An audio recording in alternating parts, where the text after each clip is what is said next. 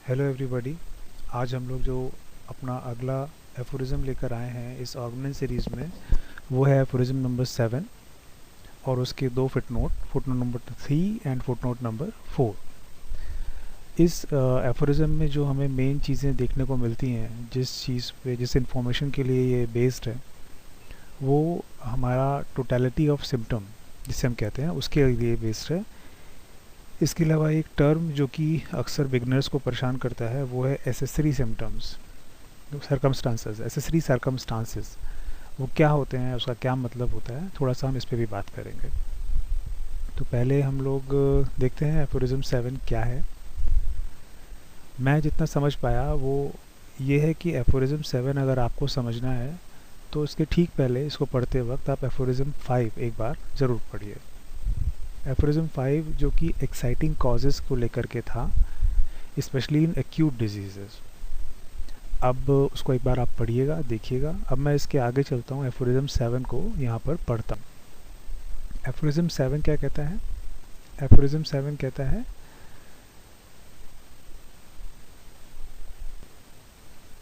Aphorism 7 कहता है, now as in a disease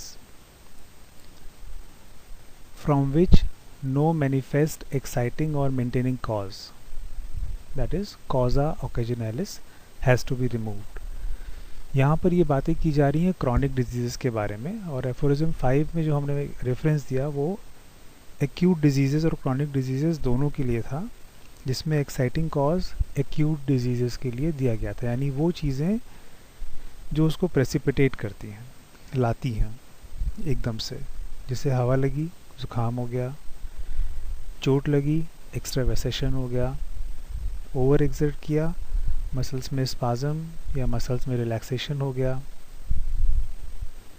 इस तरह की चीज़ें। रात भर नहीं सोए, सुबह वीकनेस हो गई या स्लीपलेसनेस हो गई, तो ये उस टाइम के इमीडिएट एक्साइटिंग कॉजेज़ होते हैं। तो यहाँ कहा जा रहा है now as in a disease, अब ऐसी किसी बीमारी में जहाँ कोई एक्साइटिंग या मेंटेनिंग कॉज मैनिफेस्ट नहीं होता, हैज़ टू बी रिमूव, जिसके इफ़ेक्ट को हटाना है, जिसे हटाना है, तो we can perceive nothing but the morbid symptoms. तो हम यहाँ पर कुछ और नहीं देख सकते, सिर्फ मॉर्बिड सिम्टम्स को देख सकते हैं। मॉर्बिड सिम्टम्स यानी कि वो मैनिफेस्टेशंस, वो चेंजेस जो नॉर्मल इंटेंसिटी से थोड़ा ज़्यादा या बहुत ज़्यादा हों।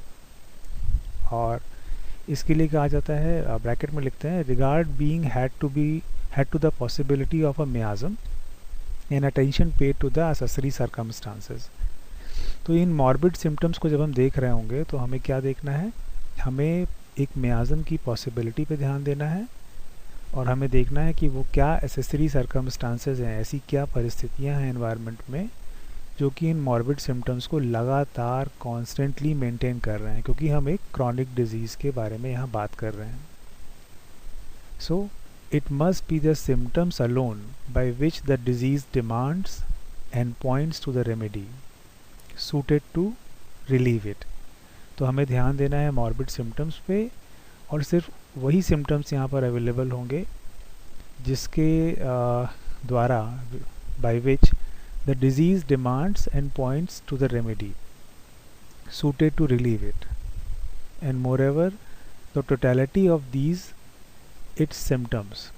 तो हमें ये देखना है कि उस टाइम पर क्रॉनिक डिजीज़ में पेशेंट में क्या ऐसे चेंजेस हैं जो कि बहुत मॉर्बिड हैं, और सिर्फ उनके द्वारा, जिससे कि एक केस में यही रिएक्शंस हैं मेनली जो कि एक दवा के लिए इंडिकेशंस बनकर आए हैं, और अगर हम इन्हें सही से लेते हैं देन वी कैन रिलीव।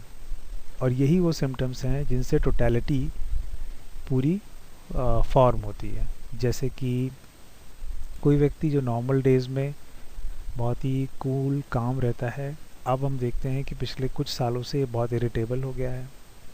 इसके साथ में सपोज़ मैं एग्जांपल दे रहा हूँ, सपोज़ आप देखते हैं कि उसके गैस्ट्रिक सिम्टम्स बढ़ गए हैं, तो आपके दिमाग में सबसे पहले जो मेडिसिन आएंगी, कैमोमिला आएगी, नक्सवोमिका आएगी, फिर उसके बाद इसमें और फाइन टोटलिटी में जाएंगे तो हमें क्लियर होगा कि रेमेडी क्या जानी है। पर ये वो मॉर्बिड सिम्टम्स होंगे जिनके द्वारा टोटलिटी फॉर्म होगी। अब इसके आगे पढ़ते हैं, totality of these it's symptoms of this outwardly reflected picture of the internal essence of the disease. इस जो कि ये बाहर रिफ्लेक्ट हो रही है पिक्चर, ये इंटरनल एसेंस ऑफ डिजीज़ को बताएगी. That is of the affection of vital force, यानी कि वाइटल फोर्स किस तरह से अफेक्ट हो रहा है ये उसको बताएगी. मैं वाइटल फोर्स पे अब आने वाले एफोरिज्म्स में बात करूँगा और एक जनरल वीडियो भी बनाऊँगा जिसमें वाइटल फोर्स, हेल्थ और डिजीज़ इन 3 टॉपिक पे हम बात करेंगे. सो of the affection of the vital force must be the principle, the sole means whereby the disease can make known what remedy it requires. तो हम अगेन टोटलिटी पे discuss कर रहे हैं कि ये जो अफेक्शंस ऑफ वाइटल फोर्स को दिखाता हुआ, इंटरनल एसेंस को दिखाता हुआ नंबर ऑफ सिम्टम्स होंगे जो कि बहुत ही प्रोनाउंसली डेवलप्ड होंगे, ये हमें बताएंगे टोटलिटी क्या है और इसी के द्वारा वो रेमेडी को इंडिकेट करेगा. What remedy it requires. The only thing that can determine the choice of the most appropriate remedy. तो यही टोटलिटी है और यही एक तरीका है जिससे कि appropriate remedy को हम determine करेंगे. And thus in a word the totality of the symptoms must be the principle. मैंने इस स्लाइड के वीडियो के स्टार्टिंग में लिखा था totality of symptoms. तो ये उसी के विषय में बात की गई है, especially in chronic cases. Indeed, the only thing the physician has to take note of in every case of disease and to remove by means of his art. तो हम totality of symptom को remove करने की बात कर रहे हैं और अपनी आर्ट के द्वारा करेगा physician इस काम को, in order that it shall be cured and transformed into health. ये हो गई हमारी बात एफोरिज्म 7 की. आगे चलते हैं, अब इसके पहले फुटनोट को देखते हैं. इसका जो पहला फुटनोट है वो किस जगह पर मेंशन किया गया है इसको देखते हैं. यहाँ पर फुटनोट 3 जो इसमें इंडिकेट किया गया है वो क्या कहता है और किस जगह पर इसको मेंशन किया गया है, इसको अगर आप बुक से पढ़ेंगे तो आपको मिलेगा कि जो रिमूव करने की बात की गई है कॉजा ऑकेजनैलिस को. कॉजा ऑकेजनैलिस वो चीज़ें जो किसी एक इंडिविजुअल टाइम पर कॉज बन कर के आती हैं. यहाँ पर एक बहुत अच्छी बात डॉक्टर हैनीमैन ने कही है अपने एफोरिज्म्स में. ये फुटनोट क्या कहता है, it is not necessary to say that every intelligent physician would first remove this where it exist. तो ये बहुत ज़रूरी नहीं है ये कहने के लिए कि हर इंटेलिजेंट फिजिशियन सबसे पहले कॉज देख करके ही इसको रिमूव करेगा. And the indisposition thereupon generally ceases spontaneously. और उसके बाद जो पेशेंट का इंडिस्पोजिशन है यानी टेंडेंसी है वो स्पॉन्टेनियसली अपने रिएक्शंस को रोक देता है. मगर साथ ही साथ एक इंटेलिजेंट फिजिशियन सबसे पहले क्या देखेगा, he will remove from the room strong smelling flowers which have a tendency to cause syncope and hysterical sufferings. यहाँ पर डॉक्टर हैनीमैन ने एग्जाम्पल दिया है कि अगर कोई व्यक्ति बहुत ही ज़्यादा हिस्टेरिकल नेचर का है, हिस्टेरिकल यानी कि वो लोग जो बहुत ही सेंसिटिव होते हैं और छोटे छोटे स्टिमुलस के अगेंस्ट इनके रिएक्शन बहुत ही डिस्प्रपोर्शनेट होते हैं. लाइक कोई डांट दे तो फेंट हो जाए, कोई तेज़ स्मेल आए तो अबाउट टू फेंट हो जाए, हेडेक शुरू हो जाए, इस तरह की चीज़ें डिस्प्रपोर्शनेट रिएक्शंस इनमें होते हैं. तो अगर एक इंटेलिजेंट फिजिशियन है तो सबसे पहले देखेगा कि क्या चीज़ें हम करें जो कि जिसके वो हटाए बिना, जिनको रिमूव किए बिना पेशेंट ठीक नहीं होगा. जैसे फ्लावर्स हटा दिए, या फिर अगला देखिए, extract from the cornea the foreign body that excites inflammation of the I. For example किसी की आँख में कोई फॉरेन बॉडी पड़ी है तो उसको दवा देने के बजाय पहले उसको हटाने की कोशिश करेगा. लूजन the over tight bandage on a wounded limb that threatens to cause mortification.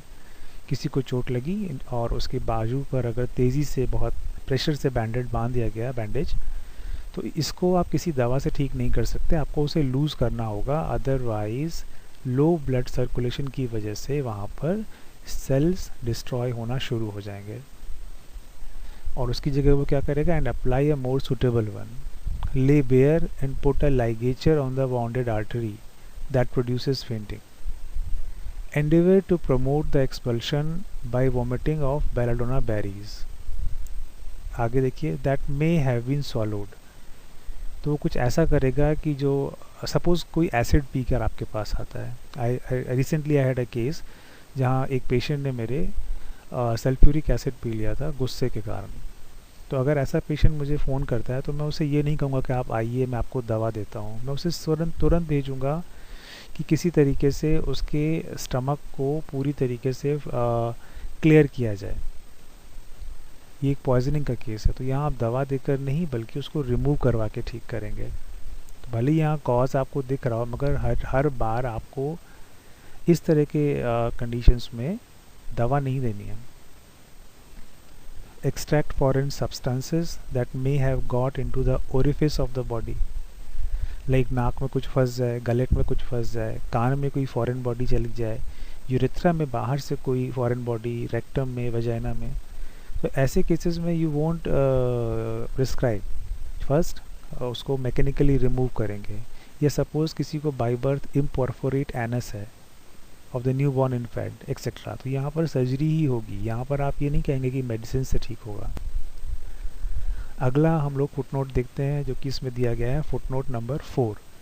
ये टोटलिटी वर्ड के लास्ट में मेंशन किया गया है. इसको आप बुक में एक बार देख सकते हैं रेफरेंस के लिए. तो यहाँ ये क्या कहते हैं कि जो हमारी टोटलिटी है उससे कंपेयर किया गया है कि जो ओल्ड स्कूल फिजिशियन थे वो टोटलिटी फॉर प्रिस्क्रिप्शन कैसे लेते थे and how we are different from them.